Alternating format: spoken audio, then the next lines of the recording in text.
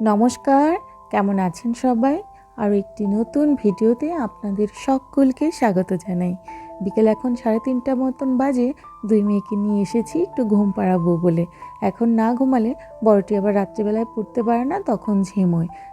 এমনিতেই তো কাছে নিয়ে বসানোর কোনো উপায় নেই এই ছোটোটির জন্য।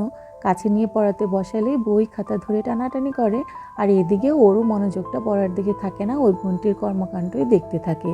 তাই বিকেলবেলা একটু ঘুম পাড়িয়ে ঘুম থেকে উঠলে নাস্তা খাইয়ে বসিয়ে দিই আলাদা রুমে পড়ার জন্য, আর আমি ওকে নিয়ে বসি ড্রয়িং রুমে, বসে টিভি দেখি, নয়তো বা খেলা করি সাথে।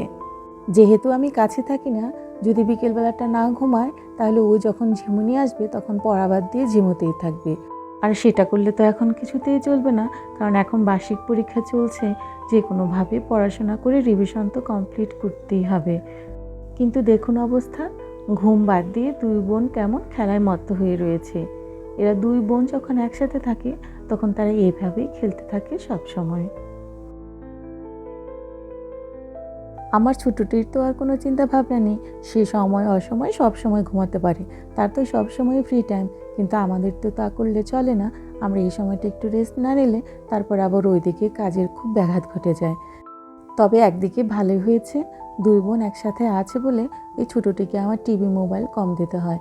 কিন্তু বড়জনকে যখন মানুষ করেছি তখন তো ওকে অধিকাংশ সময়ে টিভি আর মোবাইল হাতে দিয়ে ধরিয়ে তবেই আমাকে কাজ করতে হতো। এখন ওকে আর এত টিভি মোবাইল দিতে হয় না, ও দিদির সঙ্গে খেলে অনেকটা সময় পার করতে পারে। আর আমার বড় মেয়েটিও এত ছোট বয়সে ছোট্ট একটি বাচ্চাকে ম্যানেজ করতে খুব সুন্দর শিখে গেছে।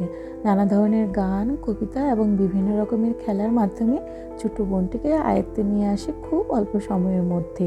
আর ও থাকেও দিদির কাছে খুব ভালো।